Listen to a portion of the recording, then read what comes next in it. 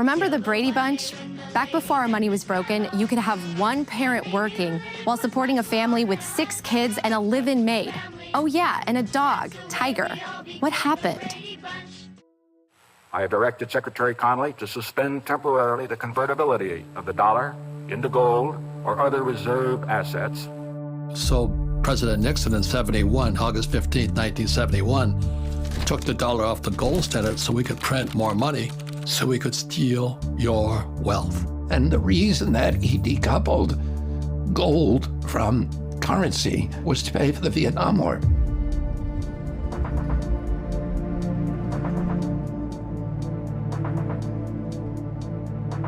The dollar will dramatically lose its purchasing power. The more they print, the more it gets diluted.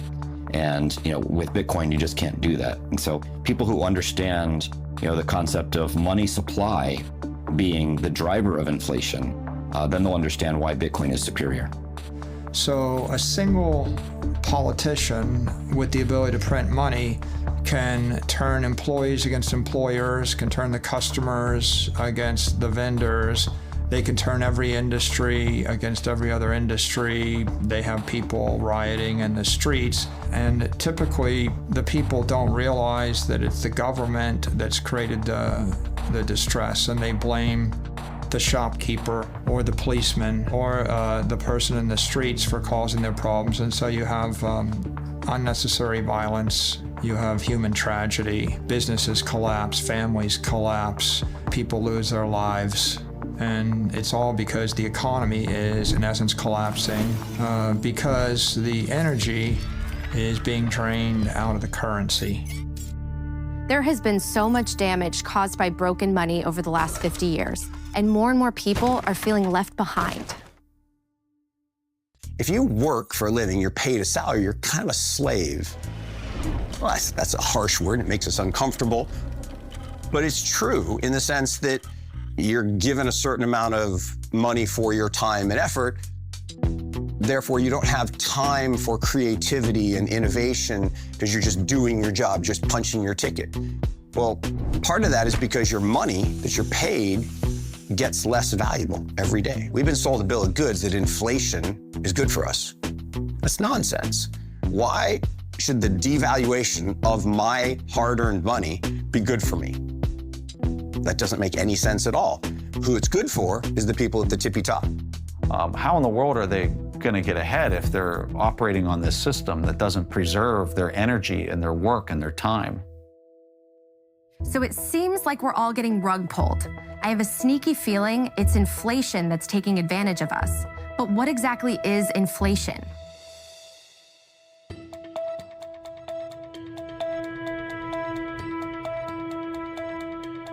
There are two kinds of inflation. There's inflation due to unfortunate acts of God, force majeure. So if the monetary system is being run perfectly, and if there's a tornado or a hurricane, and there's a temporary shortage of goods and services, then prices will go up. And so that is physical inflation. But there's another form of inflation, which is monetary inflation, and this is much more common. And this is generally the source of 98% of inflation in the world, the vast majority of it. And that's when all of the goods and services and assets in a society are priced in a currency that is in and of itself inflationary. So if I price things in the dollar and I double the supply of dollars, the supply of houses doesn't increase, but the supply of dollars does increase. Therefore, the prices will probably double over time. Typically, especially if you're going through a hyperinflation, wages do not keep up. They do not keep up. And so inflation eats into purchasing power. You can't buy enough to feed your family. The average income in this country is now $5,000 less than the average cost of living. The cost of basic human needs, food, shelter, and transportation is now $5,000 more than the average person makes, which means if you're in that category, which is most Americans, you now cannot make ends meet. Here in the United States, they target 2% inflation. They're literally saying we want to steal about 2% of your purchasing power every year. And then we have years like this where the inflation rate is 7 or 8 or 9% higher than normal. That means they're just stealing our purchasing power even that much faster. So there's no honest unit of account for them. It's just a credit-based system. They're just making different numbers on their spreadsheets, and they say, you know what, we're going to create this much more credit this year. We're going to destroy this much more purchasing power. And it's the citizens of the country that pay for that. We're paying for our government to make irresponsible decisions. So yes, I think that's very immoral. At this point, it's getting very difficult for people to catch up. We're seeing more people working multiple jobs just to make ends meet. We see more dual income households. There's less households where you just have one person that works and one person that stays home and runs the household and the family. Now everybody's working. So let me get this straight. We take our God-given talents and work really hard, and our money buys us less and less every year? I don't like the sound of that. So how does government create money? We print it digitally. So we as a central bank, we have the ability to create money digitally. We also print actual currency, and we distribute that through the Federal Reserve banks.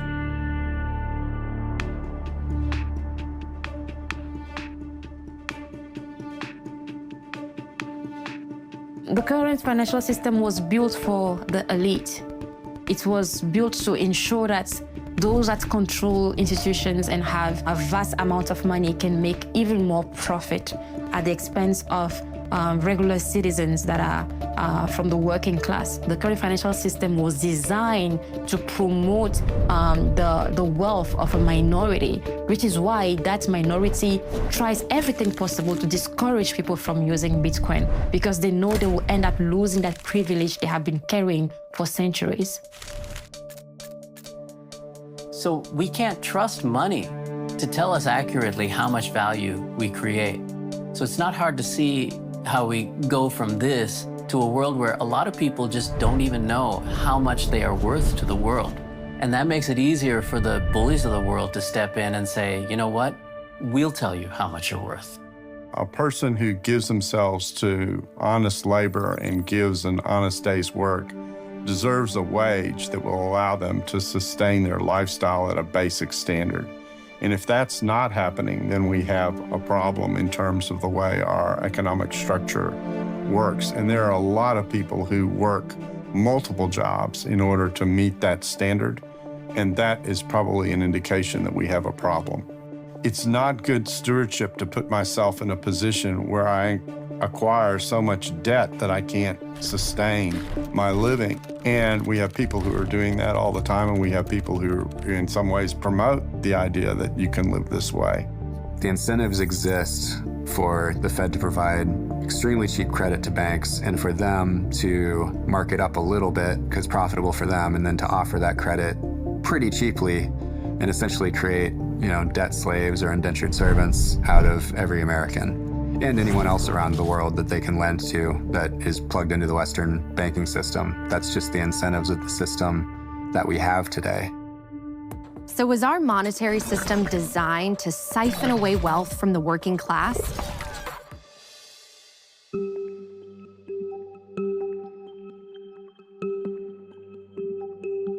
If we go back to medieval times and perhaps a bit earlier, we can see how money emerged. What happened is that every local sovereign nation state or city-state tended to issue its own currency. And two things impacted the reliability, the durability, and the effectiveness of that currency. One was whether the issuer of the currency, whether it was a nobleman or a king, or whether it was a constituted government, whether they could, to use the phrase from Isaiah, to resist the temptation to dilute the currency. And it is a huge temptation, there's no question about it. I like to use a silver dollar as an example. So when this dollar was created, right, it was worth $1. As a matter of fact, for a while, you could take a US silver dollar note and exchange it for $1, right?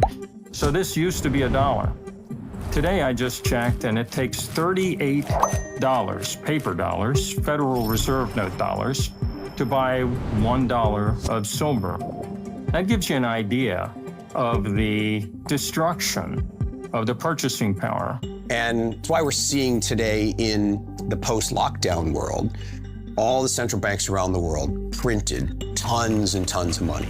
And that just doesn't make any sense. And so people say, well, why are housing prices going crazy? And why are food prices going crazy? Well, it's inflation. It's actually not really inflation. Inflation is when there's excess demand for limited supply, so the price rises. This is currency devaluation. So weights and measures were the way in which you'd say, if I got a pound of something, I'll give you a pound of this, or the equivalent. And there's a real warning in the scriptures, Deuteronomy, Leviticus, especially in the Mosaic Law, and then later in the book of Isaiah, the book of Proverbs, that talk about things like, and they use a lot of metaphors, like diluting the wine with water. I mean, how is that for an image of inflationary policy, where you inflate the amount of money in the economy because you have control of the printing presses? Unfortunately, as governments abandon all morality with respect to preserving the value of the currency for which they exercise control and responsibility, it's increasingly impossible to count on that kind of stability. And in that light, we think in terms of whether Bitcoin is an investment vehicle or whether it is an exchange vehicle, or maybe we have to look at it as both.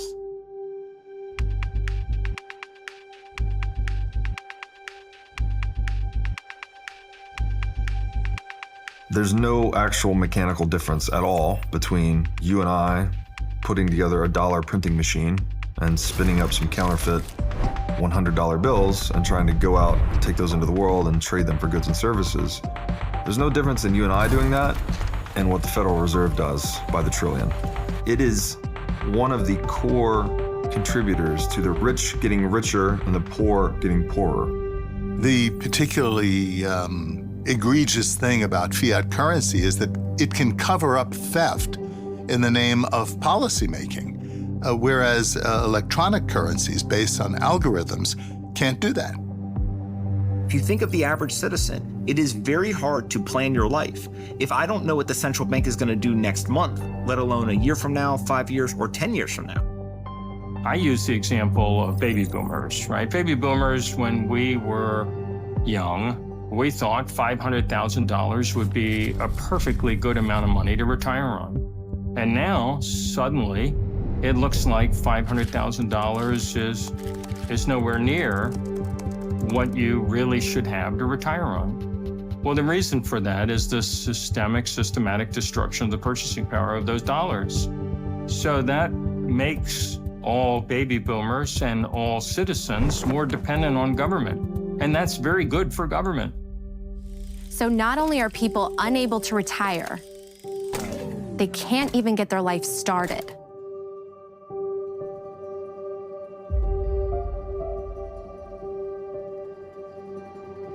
God's will is for us to be fruitful and to multiply. And one decision or one factor that impact many people's decision to have children is their finances. And the state of our economy has really devastated, particularly young people's savings.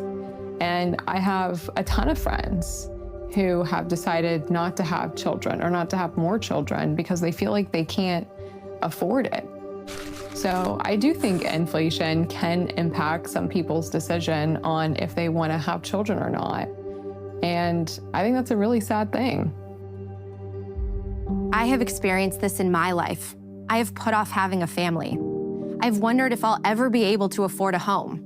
More and more people in my generation are living at home with their parents and drowning in student loan debt. Millennials like me are losing hope that the future is one they'll be able to afford. For the first time, we have a generation that is worse off than the ones who came before. None of it feels fair because it isn't. The system is rigged against us. We live in a system where we are forced to use a certain currency. In our case, let's say the US dollar.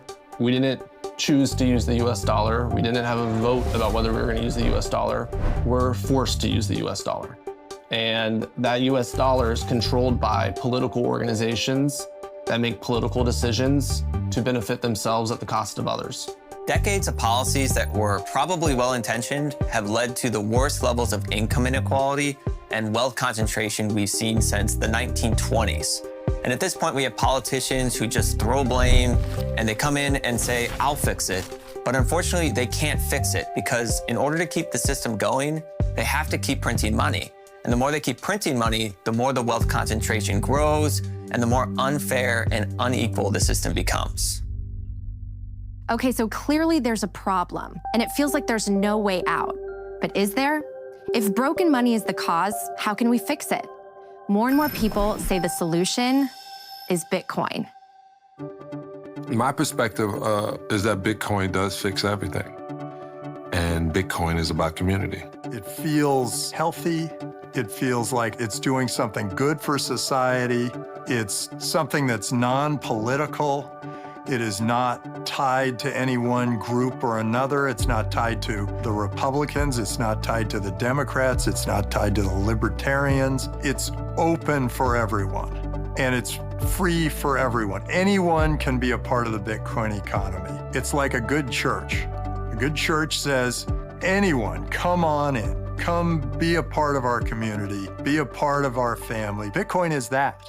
So we can only trust systems that cannot be discriminatory. And Bitcoin is powerful in a way that is money that does not discriminate based on race, based on gender, ethnicity, or even geographic location. A person holding Bitcoin in Togo today will have the same value as a person holding the same quantity of Bitcoin in the United States. I'm not techie. I'm really horrible with technology.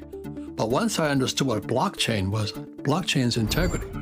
Bitcoin is based upon integrity. That's why I call it people's money.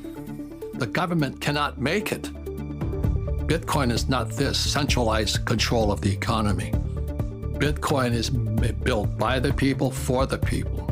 If you consider how many steps it takes for a merchant to sell a good to a consumer in the traditional world today, it takes 9 steps. And what the Bitcoin network does is take 7 of those steps away. It's peer-to-peer. Those steps, by the way, are dominated by toll takers. They're taking fees. And so up to 3%, sometimes more, of the transaction, which actually can be saved by both the merchant and the consumer. One of my favorite aspects of Bitcoin is the limited supply of 21 million. I think that having something that can't be changed makes it so powerful, and it makes people appreciate, just like their time is limited, their own personal wealth is limited. When they see that the Bitcoin amount is limited to 21 million, it really makes them understand the difference between Bitcoin and every other currency, all fiat currencies which don't have this limit. So that key is what makes Bitcoin special. Bitcoin is a digital bearer instrument. And you can think of a bearer instrument as he who holds it, owns it. So if I am walking and I find a $10 bill on the ground and I pick it up, who owns it? I do, because I'm now holding it. If I give it to you, now who owns it? You own it because you're holding it. That's a bearer instrument. She who holds it owns it. How do we make this happen in a digital world? Well, it wasn't possible before Bitcoin because Bitcoin solves what's called the double spend problem. Think about it when you take a picture on your phone and you send a picture to your friend. You still have that picture on your phone, and then on your friend's phone, they have a copy of that picture. If I want to send money to my friend peer-to-peer in a digital way, it's really important that when I send it, it leaves my device and it's only on their device. Otherwise, you have what's called a double spend, and that's where you can double spend the same piece of currency over and over again. That doesn't work for money. So Bitcoin solved that decades-old computer science dilemma called the double spend problem. And that allows for the peer-to-peer transfer of money in a digital form for the first time ever. What Bitcoin does is it gives you back that ability to be your own bank, to custody your own funds, to spend money, but the way we do with dollar bills now, but in a digital, virtual way that's really powerful. So to recap, there are only 21 million Bitcoin, and the network gives you total control over your money. And now some of the most successful entrepreneurs are into Bitcoin. If you look at what gold is, let's start there. Nobody carries around a gold bar, but some people just feel more comfortable holding gold than they do cash. But the reality is nobody actually owns gold, right? They don't physically own it. Some people have coins, but that's, an exception. And so gold itself is actually just a digital transaction that's stored on a ledger somewhere.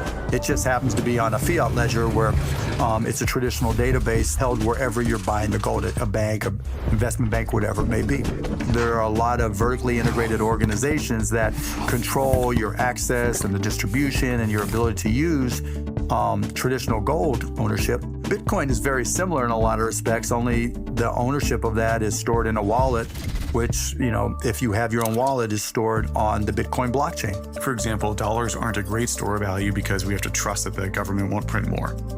With gold, no one controls the production of gold. So we know that its issuance is not controlled by any one party, and it requires work. Gold is a proof of work sort of asset where you have to dig it out of the ground. And Bitcoin has some of these same characteristics. Bitcoin as a store of value, it's great because you can carry it in your own wallet. You can cold carry it, which is a huge advantage. You can be anywhere in the world and there's an ability to transfer it or use it. That's a huge advantage. You can transfer it to others or buy it from others in seconds. That's a huge advantage. And you can transfer it as a method of payment in a lot of respects, and that's a huge advantage. Those advantages are legit and offer people a good reason to use it. And, if you're a speculator or you're using it purely as a store of value, it's easy to trade, store, buy, and sell. The reason Bitcoin is better than gold is that it's more transferable than gold. If you try to move $1 billion worth of gold, you need like an army to move that, and it's very expensive.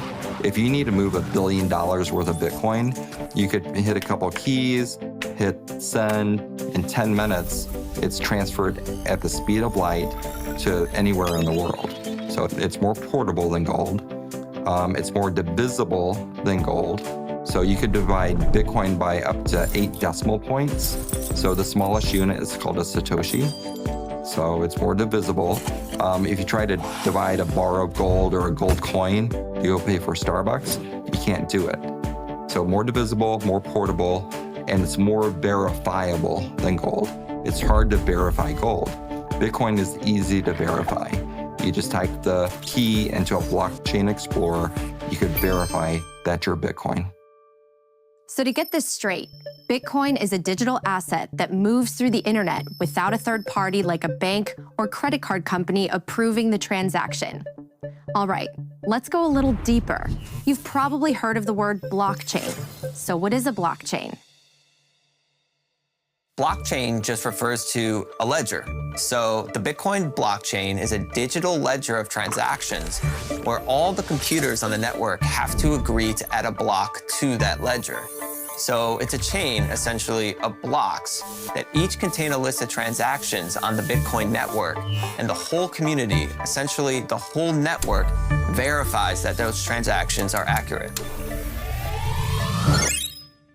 The idea of a digital ledger will make more sense if we get a clearer picture of how ledgers work. The ledger is nothing new. It can be traced back to the 11th century and was popularized in Florence, Italy during the Renaissance in the 14th and 15th centuries.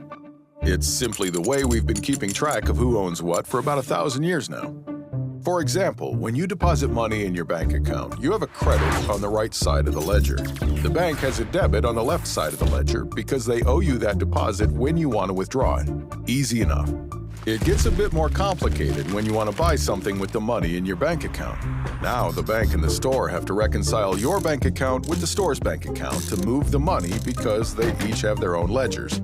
And your ledger has to reconcile with their ledger, which can take a few days, or up to 30 days as with credit cards. Now multiply this times billions of people moving their money to buy things every day. And remember, the banks on both sides take a fee. All these transaction fees add up to trillions of dollars each year. That comes out of your pocket and the store's pockets. The beauty of Bitcoin is that it's one universal ledger that's updated and distributed around the world every 10 minutes. Best of all, it requires no middleman like a bank, which gives you complete control of your money.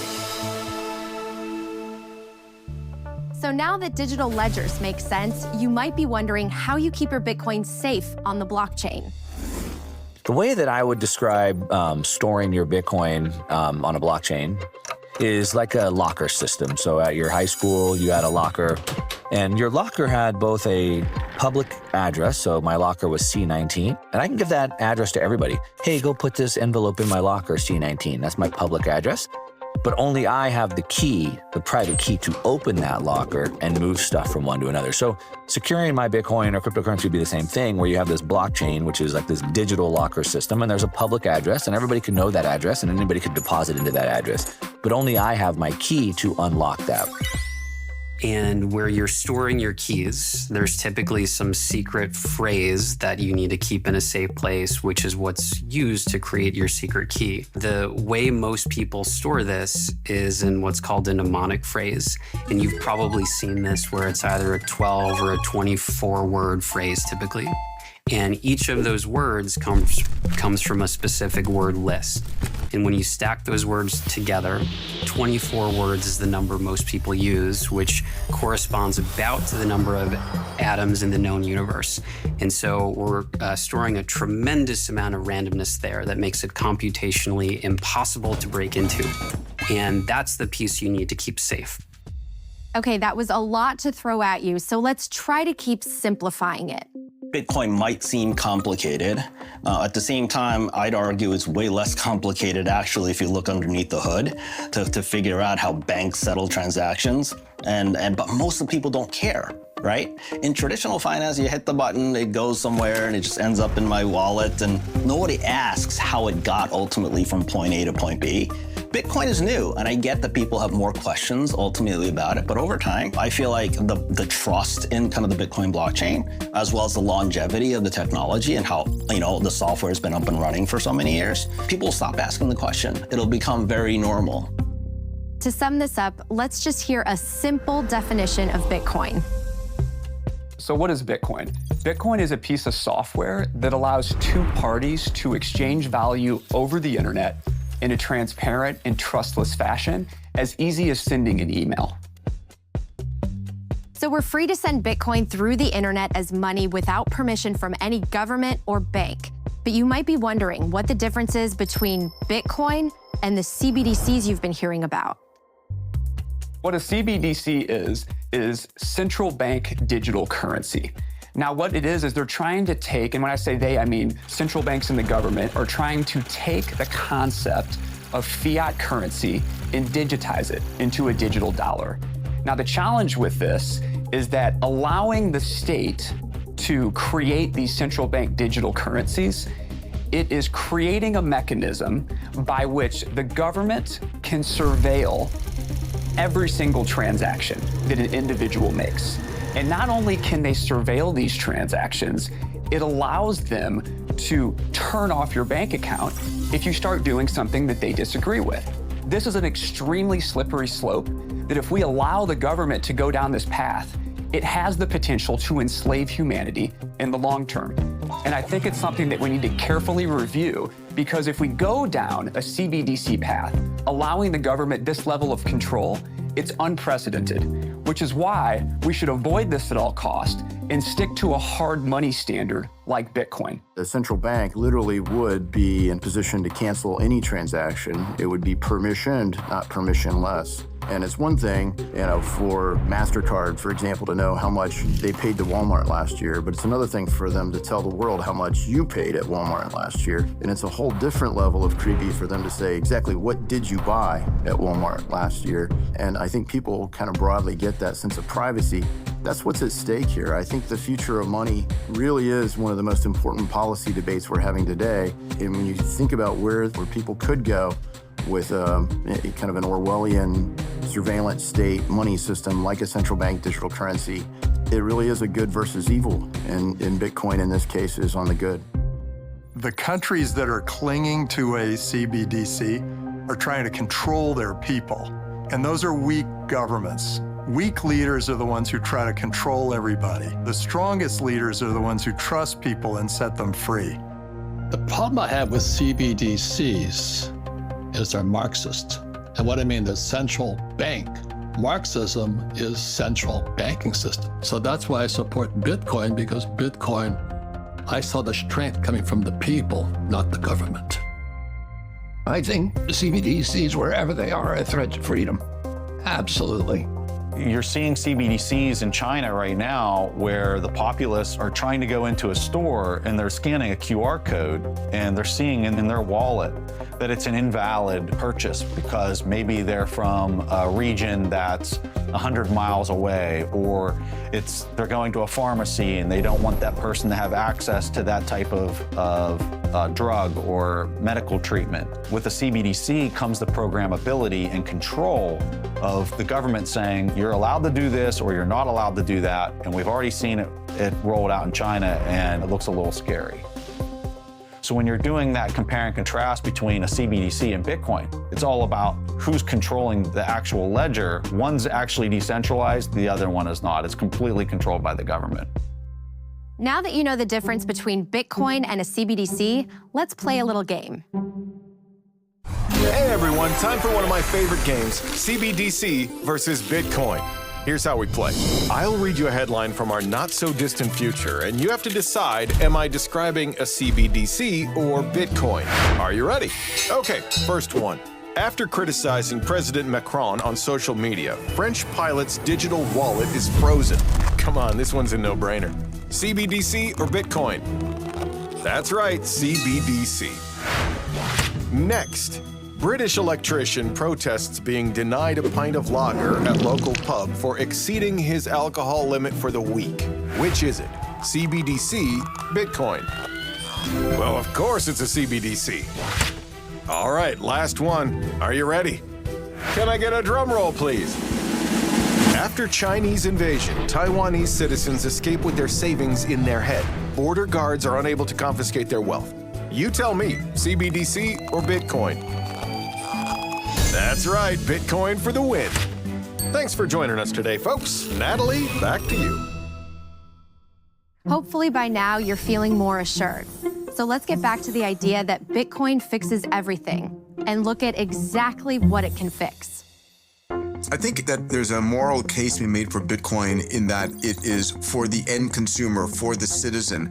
It is the stable form that cannot be stolen or corrupted or manipulated or inflated. And so for an individual, that is a great thing. It doesn't necessarily benefit certain governments who want the ability to wipe out with the stroke of a pen or the muzzle of a gun the bank accounts of its citizens. So politicians promise you that they will make your houses more valuable, that you can use them as ATM and extract value from them, that you'd have cheap borrowing and cheap leased cars and cheap mobile phones, and you'll just be wasteful and keep consuming, borrowing, spending, consuming. This is not sustainable.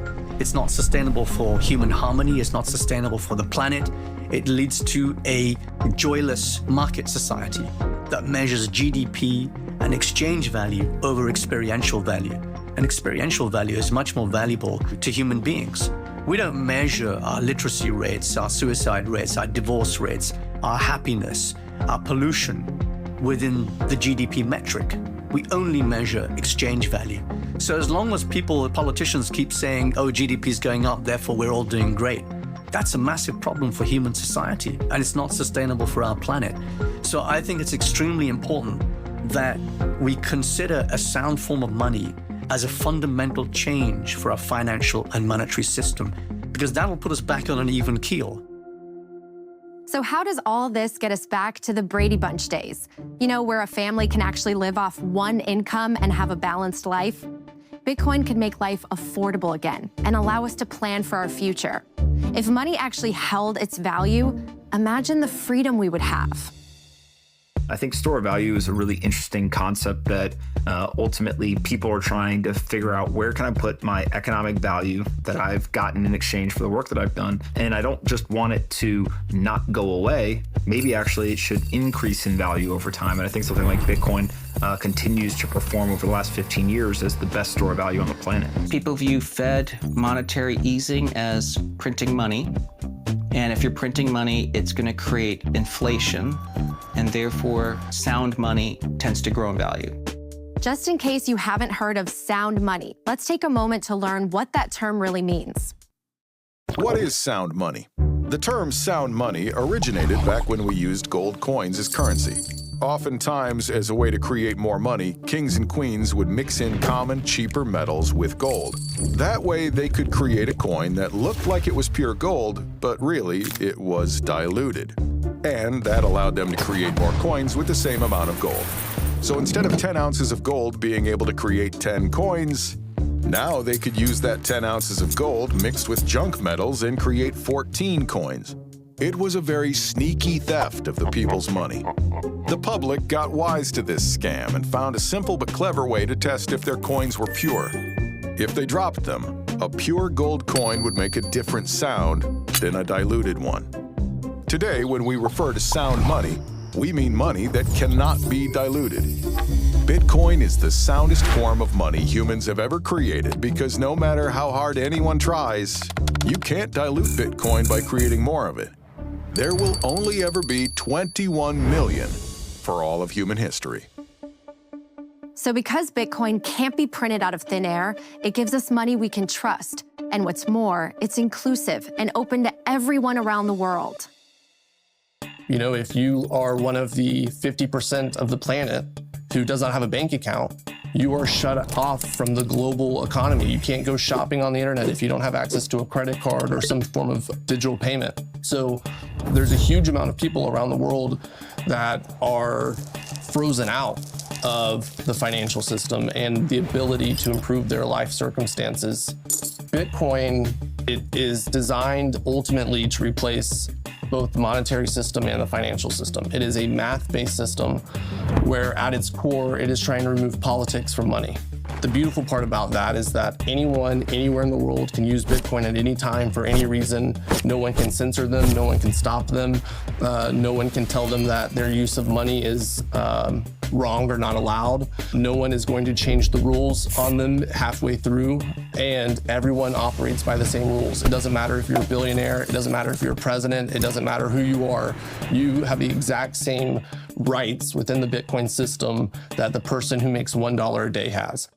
Do I believe that it can help people rise up out of poverty and give them opportunity to do business where they weren't able to before? Yes, I do. And it's certainly been the case around the world where people have gotten access to a financial system that they didn't have access to before. For example, talk about financial inclusion, for instance. The current financial system excludes a large amount of people from being able to access financial services. If you looked at a continent like Africa, one of the reasons they can't crawl out of poverty is because the currencies in every country in Africa, they're either broken completely defective, or they're impaired, and they're continually siphoning economic energy from the working class and from the businesses in those economies into the hands of the politicians that control the corrupt currencies. You, in essence, don't really have any hope of accumulating wealth if you're paid in a defective currency and the currency is continually collapsing. Not only does Bitcoin allow people to be their own bank, it is the only form of money that gives us digital property rights. Bitcoin is very transformative because it gives us a new set of building blocks. We don't know all the things that we can build with those building blocks, but what we do know is that it solved maybe the oldest problem in humanity, which is how do I secure my property in a way that can't be stolen? The ability of a person to have full rights to the money that he has earned, that he has brought into being, without interference of any more powerful entity, whether it is a band or a gang or a government or anything else that could use force against him. That's a huge advantage and a huge asset.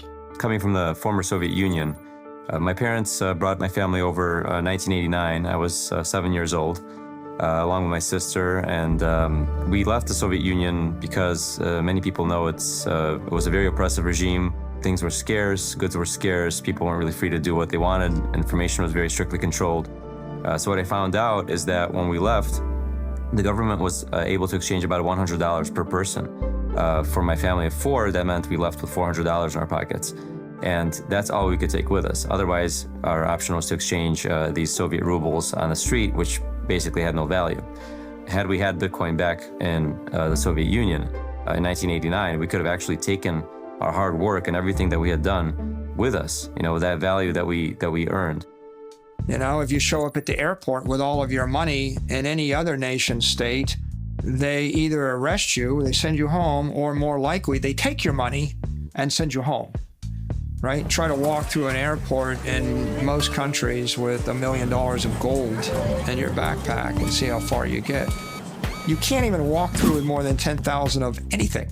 Governments have captured the capital of their citizens, and if they can force you to use the currency while they've got the capital captured, they can simply seize as much of your capital as they wish by debasing the currency more aggressively. Bitcoin reverses that balance of power because now for the first time, you could actually store your capital in a hardware wallet or in a set of private keys. And you don't have to move it physically through the airport or on a ship. You can actually move it through cyberspace with 12 words. You can send all the digital capital in the country over a WhatsApp message. There's a famous phrase, an armed society is a polite society. When the citizens are disarmed and the government's the only entity with the guns, then one person can simply steal all the property. And when 95% of the citizens are starving to death, that's not a problem. As long as 1% of the people have the guns and you feed the 1% with the guns, you could still control the country. And that's what happened in many nations, in North Korea, in Cuba, in Zimbabwe, etc. Bitcoin economically arms everybody. Like for the first time in history, you can fight back. You actually can store your economic energy and protect it with cryptography and a 300 exahash wall of encrypted energy, and no mayor or governor or country can seize that from you, no matter how much weaponry they have. And what happens then? If I can't take it from you by a force, I have to negotiate with you.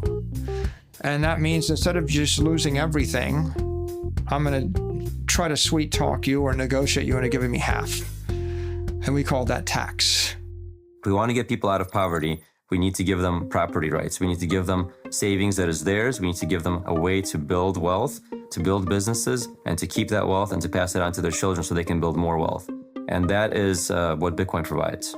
Bitcoin enables digital property rights for the first time because it's the world's first digital fair instrument. It allows people to have not only ownership, but control. But what also is essential to a free society is economic freedom. If you don't have the choice of how you spend or save your money, you don't live in a free society. Before cryptocurrency, you needed a bank to allow you to build something and put it on the internet. But now we have money native to the internet, which allows the whole world to participate in a global economy.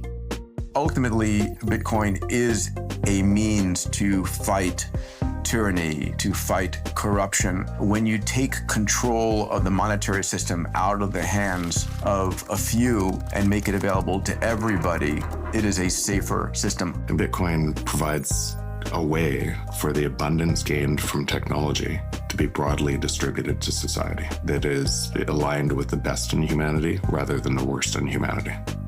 Bitcoin is value that everyone can recognize. And already 100 million people recognize that value. There was this moment, I was sitting there and I put Bitcoin on a ledger and I looked at the ledger and I thought, this is my money.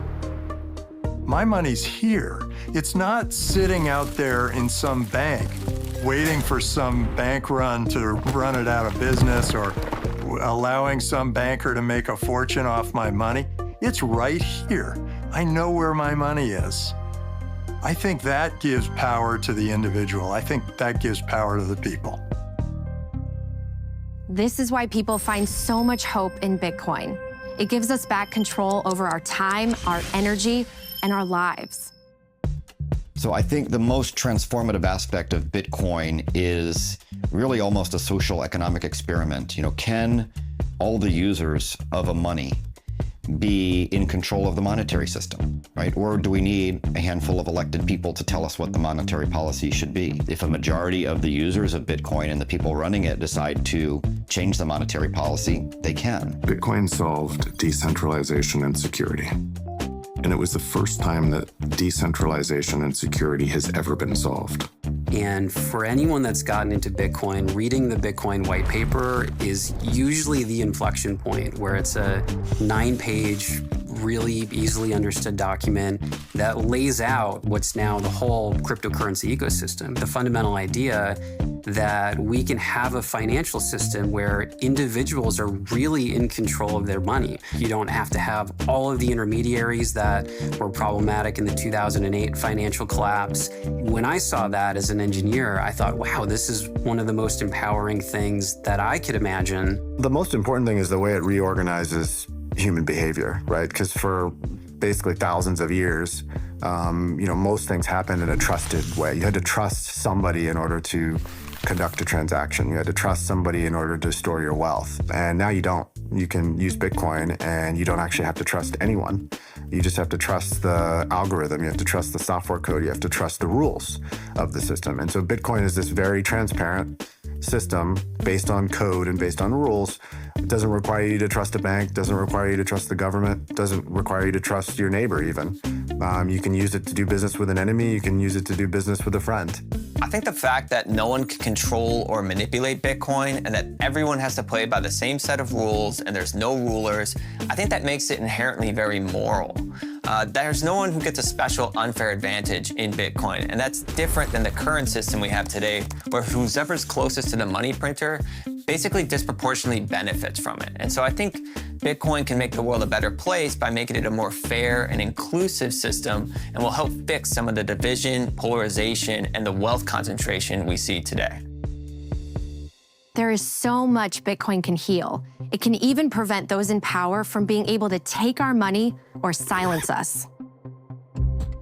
The first thing that happens when you go against the government, that is a dictatorship, they will take away access to your money. And it doesn't even have to be a dictatorship. Justin Trudeau in Canada worked to use banks to cut off money for truckers. They were protesting COVID restrictions that were put on them in Canada, and they were using the banks to do this. This was actually considered illegal in Canada, but nevertheless, Trudeau did it.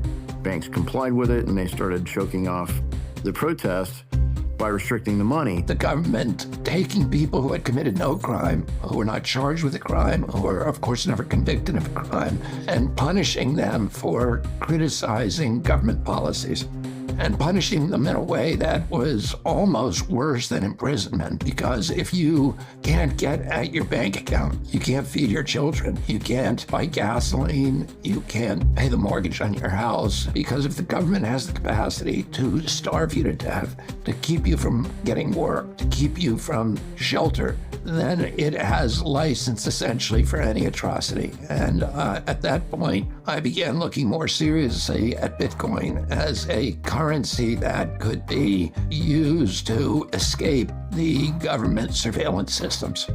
When working in Moscow, when our bank accounts were blocked by the regime, we were able to continue our activities thanks to Bitcoin savings. Basically, Bitcoin gave us freedom of action and freedom of speech at that time. The US government has the discretionary ability to effectively turn off the savings of whole nations at a time.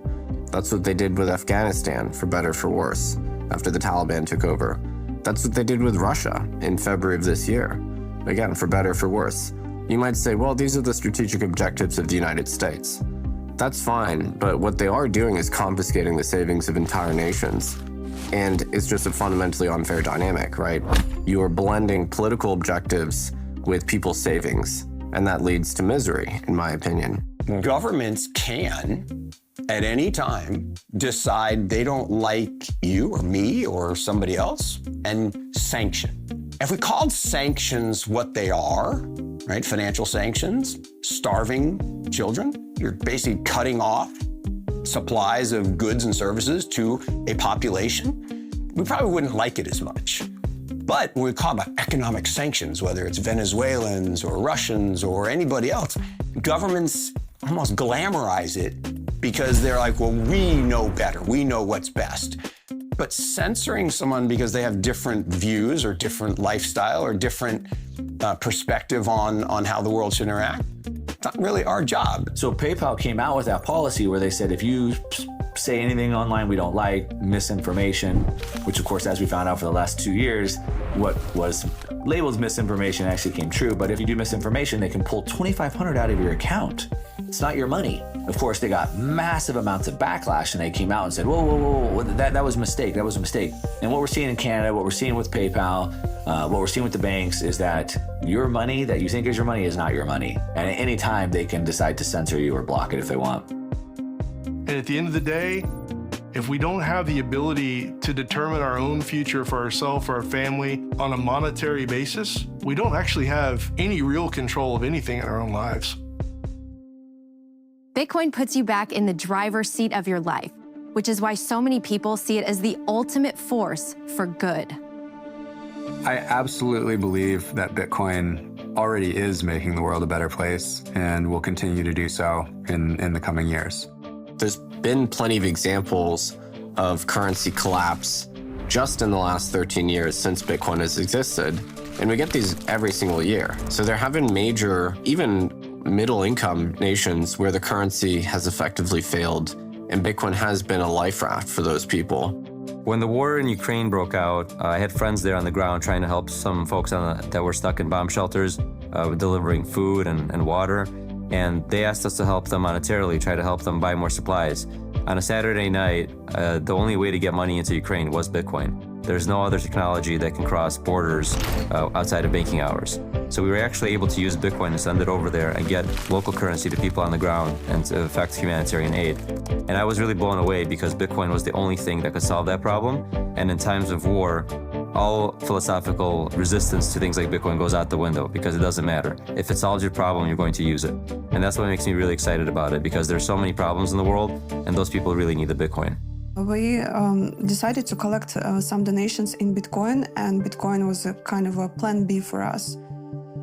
The very concept of Bitcoin is tightly connected to the concept of financial freedom for everyone in the world, and give understanding that Bitcoin is a significant tool in a fight against global evil. You know, when people go to protest, whether it's in Uzbekistan, in Russia, or Belarus, or Ukraine, or somewhere, it's important that you know that you have financial tool which cannot be turned off in the moment when you need it, when you need to be able to fight for your freedoms. And shouldn't be naive thinking that someone in your country would not abuse the power.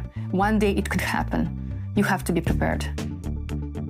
Where you see Bitcoin expanding really fast is actually nations that need it the most. Right? So why El Salvador is a natural is because they're most punished. They're furthest away from the monopoly system of money today. And so nations that have always seen either hyperinflation or dictators, and what you're seeing is those populations race into this open monetary protocol, and nobody can stop them. It is freedom. These are places where the government has failed in some sense. And so a lot of critics think, oh, well, you know, Bitcoin is just something that, you know, rich Westerners like, and it's a tool to gamble with. But really, the on-the-ground adoption is happening in places where people actually need it. And I think that's an extremely telling early data point.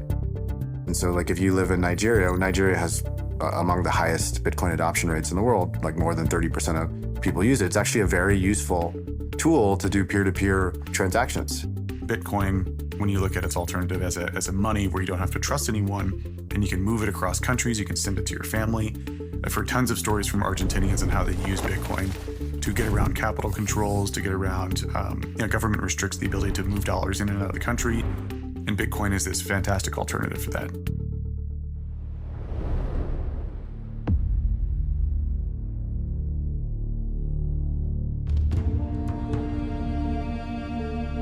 My country is ruled by the oldest military regime in Africa, same government in power for 57 years. And this is a brutal, rogue military regime that puts us under unimaginable amount of abuse and pain and control. Activists and dissidents arrested, killed, their bodies dumped in the sea. Countless of activists are jailed and have been in prison for years with no trial. Many others have disappeared, their families have never seen their body, and thousands others have fled the country, living in exile like myself. I see Bitcoin as a tool of political, social, and economic liberation. The reason why is because the ideology behind Bitcoin in itself is geared toward giving monetary agency back to people, to citizens, no longer having people depend on banks and governments to control their money and determine its worth. We are also in a situation where, as citizens of our nation, our money is worth absolutely nothing outside of our borders. So when I see Bitcoin, I see it as a tool that can allow us to put an end to this continuous colonial system that has maintained our countries and our people in bondage. The goal of my activism is to eventually get to a point where my people can live freely and in dignity.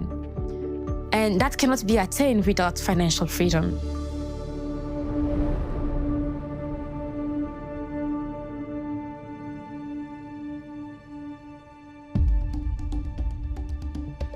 Digital Sun Fund, which is my non-profit organization.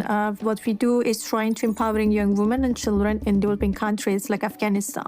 But there was an issue about there was an inability to paying these women because many of these women didn't have a bank account, and we have to actually send the money to their male relatives' bank account. And many of these women sometimes says that they never received the money because once the money goes in the hands of the men and the relatives, they prefer to not give the money to the women.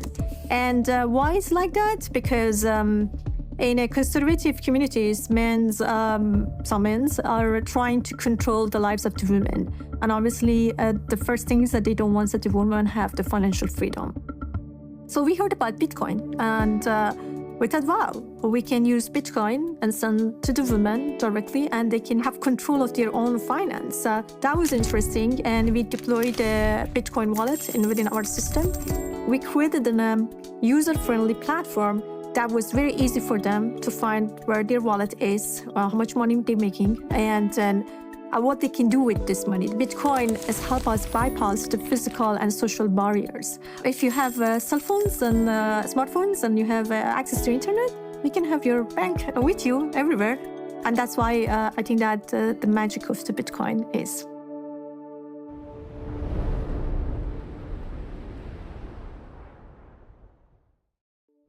The Jews of Eastern Europe when the Nazis arrived, the Jews of Spain before that, Jews of Arab countries in the late 40s and early 50s. Jews were thrown out of Syria in huge numbers, thrown out of Egypt in huge numbers, with nothing, literally with nothing. Gosh, if they could have taken their digital wallets with them, what a beautiful thing that would have been.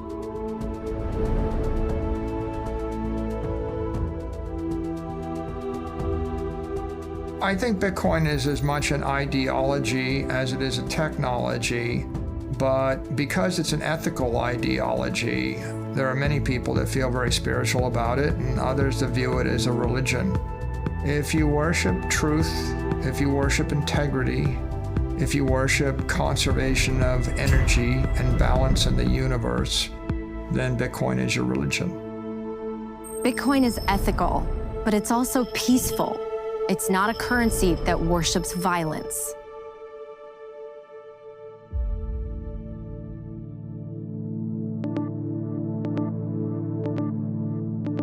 From a political standpoint, you have politicians on both sides, Republican, Democrat, it doesn't matter, that are aggressively trying to vote resources, financial resources, into their local jurisdictions in order to support this war machine that's happening.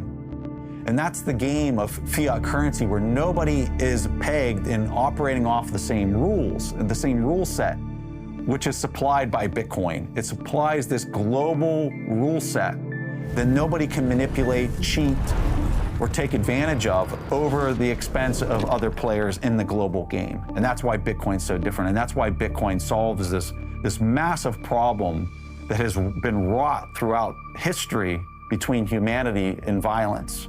Fiat money is used to fund wars. We've spent $8 trillion on regime change wars over the past 20 years.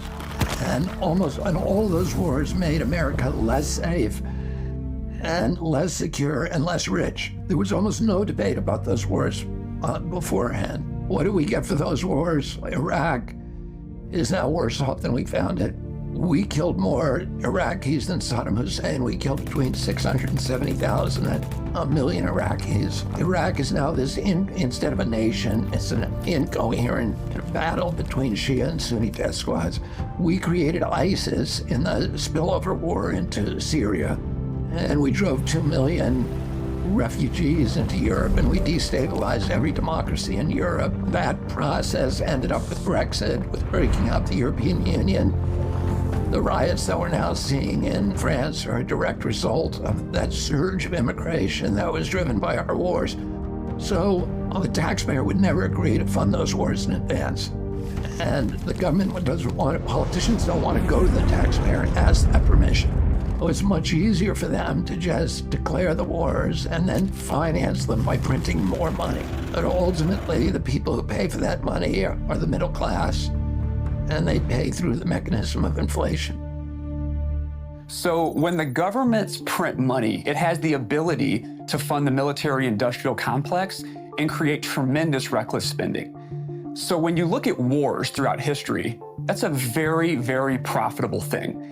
And central banks can print money to fund both sides of the war. As a person who was flying attack helicopters in combat, there was almost every single flight I went on, somebody that was being shot at, injured, killed.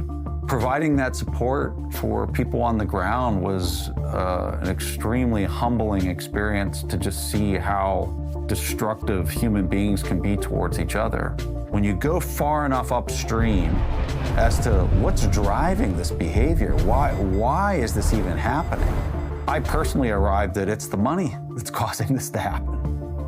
And there's probably nothing more important for me in my life than trying to make sure people can understand that there's a better way to conduct exchange. And there's a better way to get along with each other than to have a trusted ledger that nobody can manipulate or change. We need to make war and fear less profitable. That's the real layer 2 solution that we need on top of Bitcoin. It's us, not code on a blockchain, but a human society that makes nonviolence and kindness more profitable than exploitation and greed.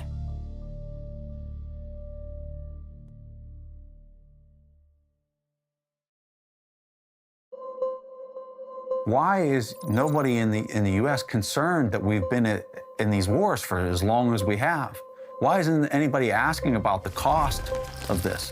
Just not even human life, but like the financial cost. And the reason why is because it was always paid through debasement. They didn't know they were paying for it because the bill was pushed way out into the future through the depreciation of the currency itself. And so it just didn't seem like there was a cost. And so it's not just the U.S. that pays for their armed conflicts this way. It's every fiat-based nation state that pays for their armed conflict this way. If you move to a Bitcoin standard, all of a sudden, you can't debase the cost of conflict away. And Bitcoin, conversely, is the currency of peace. If you actually have to go to a population and ask permission to wage war, in most cases, they're not going to give you that permission. It's interesting when a government gets into trouble and they have to pay for a war, or they have to pay for a pandemic, or they have to pay for some cataclysmic event. They tend to print money. And because you're going to have these governments printing all this money, then the money is worth less. Well, what if it were all Bitcoin? Not only would that government not have the ability to print the money for the war, you might not even have the war.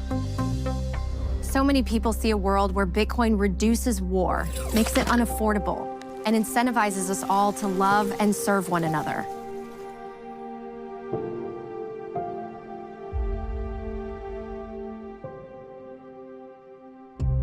I believe that Bitcoin is just money, and in the Bible there are many examples of what just money is and what unjust money is. Without a doubt, government fiat currency is not just money. It steals from the poor and gives it to the rich. It creates more income inequality. I think God hates the current system that government fiat creates. That elite group of people makes decisions based on their own portfolios, based on their own set of priorities or those of their friends and colleagues who mean a lot to them. They're not really making up more money. They're just taking it, very often through inflationary policies, from those who have earned it. It becomes a system of great injustice and even theft. The United States government has been printing money like crazy. It's the dream solution. It's a way of stealing money without being caught. And, spending other people's money is fun. That's all there is to it. It's one of the best reasons to go into politics. You get to spend other people's money. And most voters are not aware that as prices go up, reflecting profound inflation, that this is the doings of an immoral government that is literally stealing the bread off your table. So inflation is theft. It steals from us right under our noses. And sadly, the way people keep up with inflation is to max out their credit cards and take on more and more debt, which only creates bigger problems.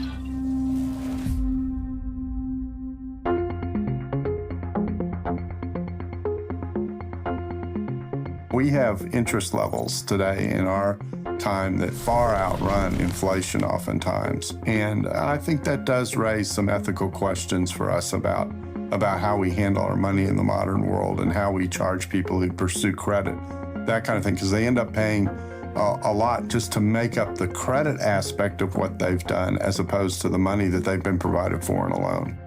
So in Islam, the practice of lending at interest is forbidden. And specifically the word that is used is riba. Riba literally means surplus or excess. And it means any excess on money. So any form of money creation is forbidden. Riba is interest, it's usury, it's money creation.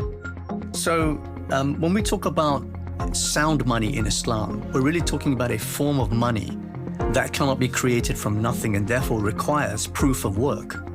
Now, one of the problems with fiat money is that it doesn't require proof of work. Well, that's interesting. Let's see what other religions have to say about Bitcoin and its ethics. Many people question, what is the role of technology in Judaism? This is a tradition and a law which goes back thousands of years, so what could it possibly have to say about these modern inventions and technologies? The fact is that everything that God creates in this world is all for the purpose of making the world a better place and serving Him better. So all of these technologies, whether it's phone, internet, video, all of these things, Bitcoin can be used and should be used for the better service of God. India was this fabulously wealthy industrial power and a spiritual innovator at the same time. And it's largely because its economics had somewhere in its foundation the idea that the ultimate goal is the pursuit of moksha, this true freedom. And we can get back to that. So if Bitcoin helps us to get back to a new kind of capitalism that fosters both material well-being and spiritual freedom, it'll be great. But that kind of new capitalism won't really be that new. It's more like a return to our old habits. So it sounds like Bitcoin can bring out the best in us. Let's explore these religious teachings more deeply.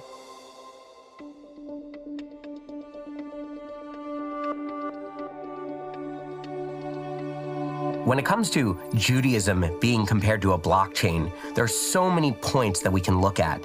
Besides the word chain itself, the transmission of Torah and Judaism through the generations is called the histaushlut, a chain of descent from rabbi to rabbi and generation to generation.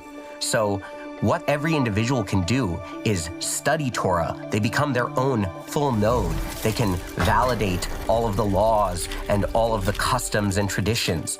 And then as new situations arise, rabbis have to deal with how does the Torah have a perspective on these new technologies, on these new questions.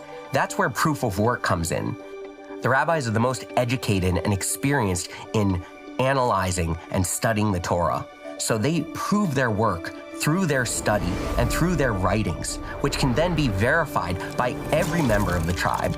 All they have to do is look into the Torah and validate that what the rabbis are saying fits in with the Torah values and Torah teachings.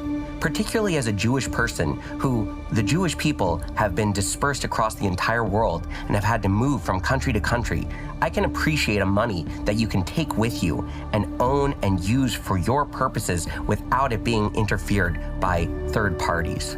Bitcoin is just another step in the technological development of how we can serve God better.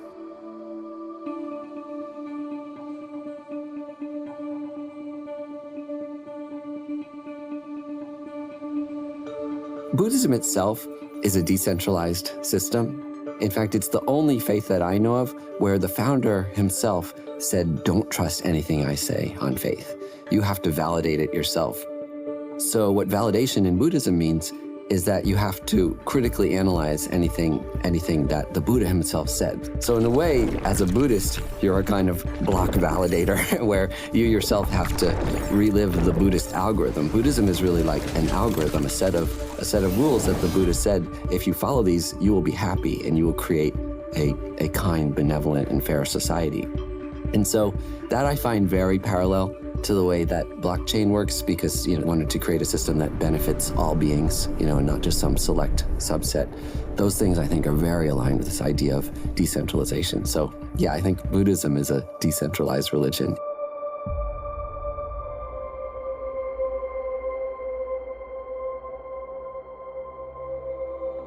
If you have centralized planning, that is, fewer people who are making the decisions about the economy as a whole, you have less information. If you have a decentralized economy, what you have are more people, more inputs, more kind of connection to the reality of what's happening than you would have if you have a small Politburo, a group of policy advisors who are making these decisions, very often influenced by their own particular interests.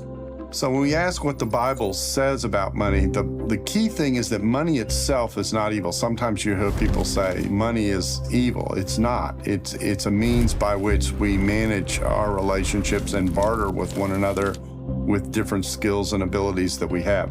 What the Bible says is the love of money that is evil, that it is when it moves us towards greed, when it moves us towards covetousness, when it moves us towards avarice, when it feeds our pride, those kinds of things. That's when money becomes a problem. And actually, it isn't money that's the problem, it's how we deal with money that is the problem.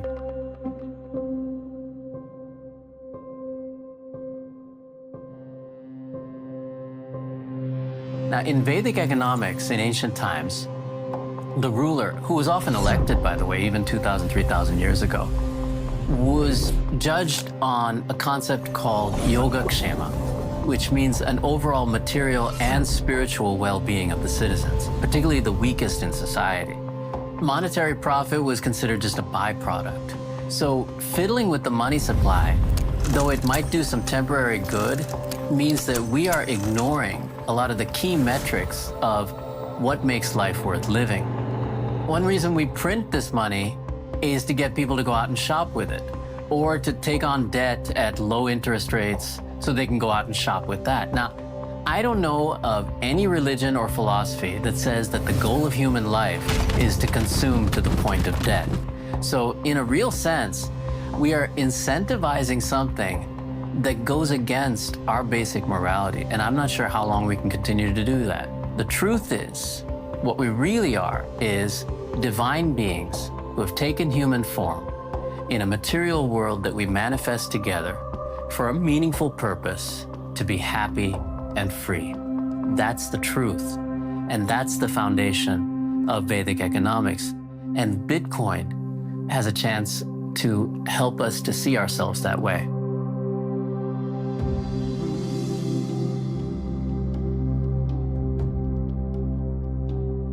There are sources of scripture in Islam, which are the Quran, which is believed to be the word of God, and the Hadith, which are the collection of the sayings and actions of Prophet Muhammad, peace be upon him. And there are two very famous hadith, one regarding price fixing and the other regarding monopolies. The price fixing hadith goes something like the following. A group of people came to the Prophet and said to him, would you fix the prices of commodities in the marketplace? And he considered this and he said no, because he didn't want to cause an injustice against the people. He said that God is the one who fixes the price in the market. So this thing, I think, is very important because it tells us that a free market economy is one that is fundamentally a just economy.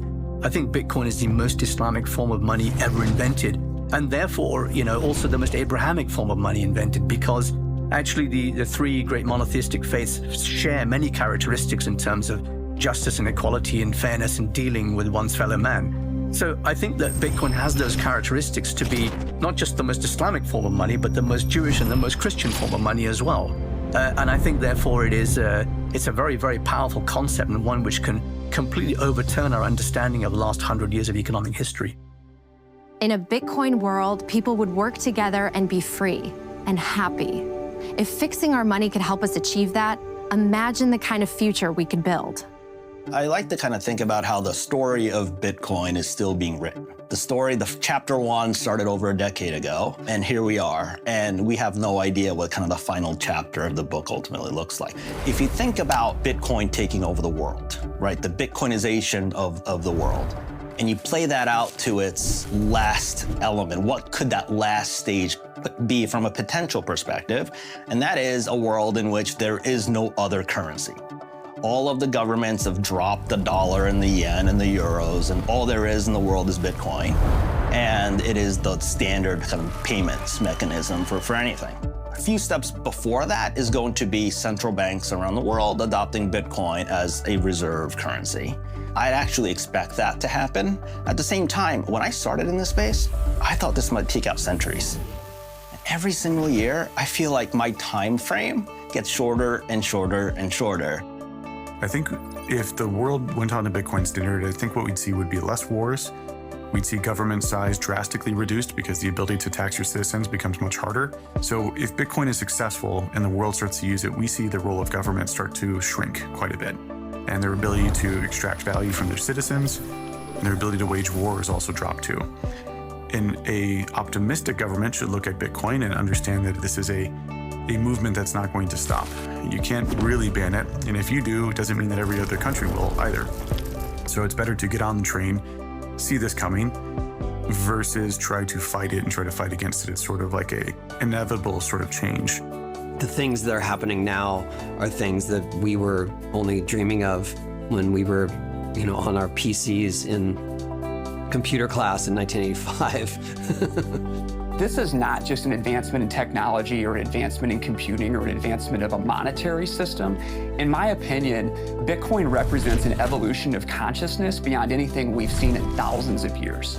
We're moving towards a digital future, and we are moving towards a future that's going to require a disintermediation between governments, banks, and centralized control. And Bitcoin grants us this power through an open network that anybody around the world can participate in. It's extremely powerful. And if people adopt it, in time, we will see how we will put the power back in the individual's hands and disintermediate those at the top that are trying to control the human race. There isn't yet a Bitcoin tangible economy, but that may change. And in fact, I think on some level, it's already beginning to change. So it's obviously something that I think everybody should watch with great interest. I think it would be a great mistake to ignore the Bitcoin economy. I'm excited for the future of Bitcoin because we're just really beginning to understand all of it and the uses for it and the advantages of it. In a Bitcoin operating world, it'll just be a completely shifted dynamic. So it will be more that people can save up and then invest into a certain business. And so in a short way of putting it, it's like saying we're going to live in a more equity-based system as opposed to debt. Whereas right now, it's all about cheap debt. Cheap credit is how the thing expands. Whereas in the future, it will be more equity and savings-based. I'm a person who really believes that everyone should have the right to health care, right to a home, right to food, and so on. All the basics. We should all have our share of the Earth's bounty. And No political or financial system we've come up with has yet solved that problem for humanity, although we're getting a little bit closer. So the idea of putting it into collectively agreed algorithms that no individual can change is very, very powerful. So these things are happening all over the world. What I see in the next 10 years is that Bitcoin is flourishing, Bitcoin is solving problems for people in the places where they have the problems. That could be currency problems, that could be energy problems, that could be being able to escape from your country. And that growth is something we see every day. It's not shrinking, just like the internet just keeps growing, right? Lots of people ask, how long will it take for the world to be on a Bitcoin standard? Will there ever be a time where Bitcoin is the world reserve asset and the world reserve currency? I think that that's inevitable. I do think that's coming at some point, but I think we're still kind of a long ways away from that. And so maybe 5-10 years from now, I think lots of the world's government fiat currencies are going to dissolve, and that purchasing power is going to be transferred into either the US dollar, possibly the Chinese yuan, and certainly Bitcoin. And the world will be a more just, a more honest, and just a better place to live. We consider a sound form of money as a fundamental change for our financial and monetary system, because that'll put us back on an even keel. That'll actually put us closer to those values that were once espoused 2,000 years ago by the Abrahamic faiths. One of the other areas that I just really like about Bitcoin is this idea that I mentioned earlier, where it's a very unifying technology. For us, considering how divisive the whole country is, the whole world, but especially in the United States, we're at each other's throats and we don't agree on anything. But now, all of a sudden, Bitcoin comes in, and you have Republicans and Democrats and conservatives and libertarians because they agree on Bitcoin, and they agree on Bitcoin because it reflects their values back at them, and they believe that it's the right path for us to move forward. So all of a sudden now, you have this base layer unifying technology that can really start to help us have conversations, because the worst thing that we can do is get into our echo chambers and not talk to the opposite side anymore. Now you have Bitcoin helping to unify these groups and put them in the same room and have conversations. And I think that's where progress can be made. Our money should reflect actual value creation and not be sort of given to us by a government that's just trying to manipulate the money supply to get us to shop when they want and go into debt when they want. As long as we're manipulated like that, we're not truly free. That's what we need as a change. And Bitcoin gives us a basis. It gives us a tool for creating that kind of society and that kind of economy. We're at a very transitional time in history. If you look back through the long lens of history, what we see is a repeating cycle of freedom, oppression, revolution, freedom, oppression, revolution, freedom, oppression, and it just goes through all of history. And I think we're at a point in history where that cycle could finally break. And I think it could break to one or the other side. And it's gonna happen in the next decade or two, and it's gonna be up to us to decide which way it breaks. And I think the cycle breaks, and either one, it breaks to where through CBDCs and social credit score system like they have in China, through indoctrination through schools and social media, they can indoctrinate us, they can censor us, they can lock us down, keep us isolated, and potentially prevent any revolution from ever happening again. The other option is that understanding that the source of all their power comes from the ability to print money. The money printer is their power. And if we can defeat the money printer, and they'd have no more ability to print endless amounts of money, then their entire system falls apart. And Bitcoin is that tool that allows us to beat the money printer, defeat their system, and if we move to a monetary system that nobody can control, that system never builds up again. We defeat the money printer, they never get the money printer going again, and we have a life with no revolution cycles of just pure freedom for humanity from there. I see that we do have a choice to make. I always lean into hope and the good in all of us. We should not steal. We should not wage war. We should have a form of money we can trust so we can build a world of prosperity and abundance for future generations to live together in peace and harmony. Bitcoin embodies that hope, purity, and truth.